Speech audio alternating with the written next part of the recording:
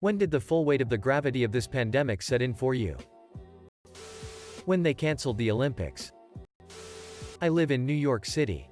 So seeing images of places like Times Square virtually empty, relatively, was something else. When I was able to step outside and heard noises of nature all around me, no drones of airplanes, traffic, lawnmowers, etc. It was eerie. The first time I had to use an unapproved app on my phone so a family could say goodbye to my patient, it was emotional and more distant than it should have been. March. Early on, some experts were saying it wouldn't end until 40 to 70% of the population gets infected or vaccinated. That's when it hit home for me. I was like, wow, that's a big number. When I got off the train in Penn Station and it was a ghost town. It was absolutely terrifying considering Penn Station is meant to be a central location for people. I'd never been to Penn Station, at all hours of the day and night, and there wasn't a bunch of people running for trains, eating, shopping, etc. Manhattan was also eerily quiet beyond some sirens. Deleted. When my boss called me into her office and asked me whether I could work from home. As a precaution, so that the entire department would not be paralyzed if somebody were infected. This was in March, I believe. I'm still working from home.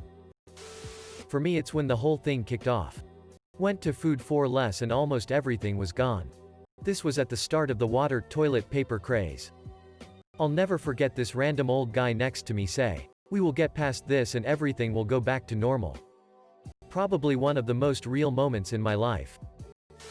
I study in a school that's known for not canceling class. The city has been flooded. Lightning storms. Blackouts. Everything you can think of, and the school was still open. When they said they were switching to online learning, I knew shit was going down. ETA. Almost forgot the teacher protests. Almost every single teacher in the city was protesting and the damn school was still open. My wife may never see her 94-year-old mother in person again as she lives in a city far away. When a bunch of billionaires decided to willingly suspend the NBA season. People that process that much money don't just decide to halt ticket sales for their cash cow sports franchises without a damn good reason. When I hadn't been anywhere in so long. I finally had to drive to run an errand and it felt like I was doing something illegal.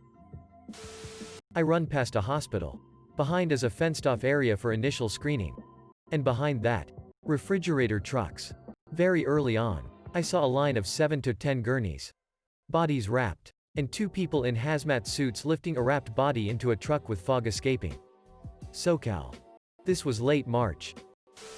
Pretty much from the get-go. I had just gotten to an island in the middle of the Pacific from being on a boat for a while. Borders were closing on us fast. The local government wanted all outsiders out now. And we had to make very important decisions very quickly. It felt like choosing your starting position in a zombie apocalypse or dystopian future game. But IRL. I was out camping with my friends on spring break.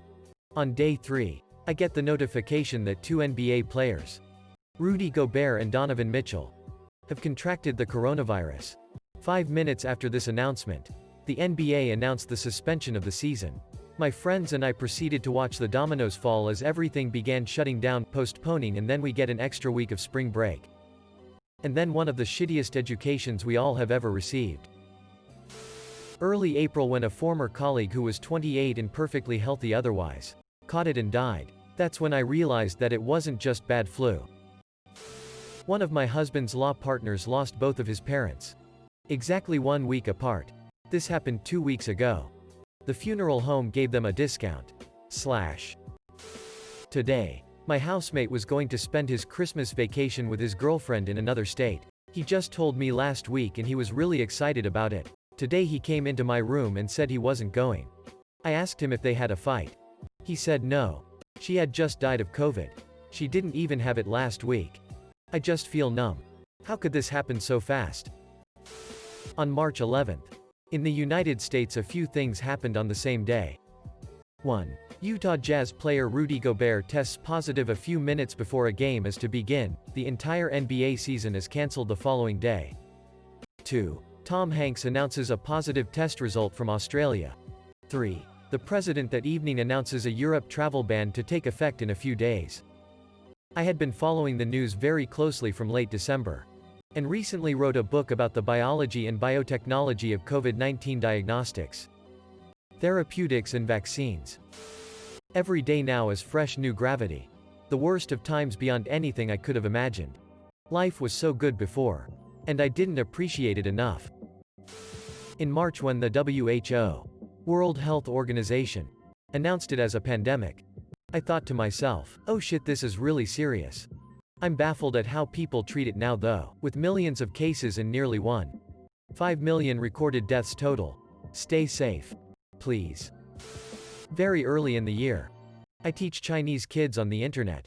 They were getting locked down and telling me they hadn't left the house in weeks, so I started following the story. I was the crazy guy in January, telling everyone this was coming and they better pay attention, and it wasn't just going to be a 2-week shutdown. Told you so. Deleted. I had already lost my job before the lockdown happened. The one I just before the lockdown was for a bar which got shut down at the end of March. I have a mortgage and a school-aged child and had just separated from my wife after being together for 21 years. For the first time I was truly on my own with an eye-watering amount of debt and no idea what to do. When I first walked onto a COVID ward in a hospital and saw some people very sick with the virus. The coughing that was rattling around echoed and the staff with full PPE scurrying around worried and tense. I'd previously been to intensive care wards and the staff were never that tense. It was weird. You could feel it in the atmosphere. In July I had a 30-year-old coworker, younger than me, at about the same level of health as I am, die from COVID. I wasn't close enough to him to visit him in the hospital or anything. And I just assumed that even though he was in the ICU that he was going to get better. When I found out he lost the fight, it brought my own mortality into a spotlight. The worst part, talking to my mom about it and having her ask what else was wrong with him. Because people aren't actually dying from COVID. Doctors are lying on the death certificates. When grocery stores first started with all the safety measures and whole aisles were empty or only had a couple dented cans. When Disneyland shut down. Disney has the political clout to evade governmental shutdown orders. California Gov. Gavin Newsom made a special exemption for them in his lockdown order. And yet the board of directors decided to shut down the park anyway. About 25 pounds ago. Deleted. When I wasn't allowed to go to my wife's ultrasound appointments anymore when she was pregnant. Some idiot lied about not being sick so everyone else had to pay the price. The disabled child that died in Wuhan because his parents had been infected and moved to ICU and no one could feed him because they were too terrified to go into a COVID hotspot. I felt like I was thrown back to the Black Death.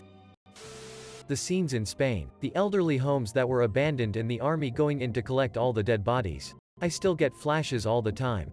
It's so horrifying. The photos of those doctors with bruises around their faces and the pain in their eyes. Edit. Source BBC. Com. News. World Europe 52014023. When Italy shut its borders.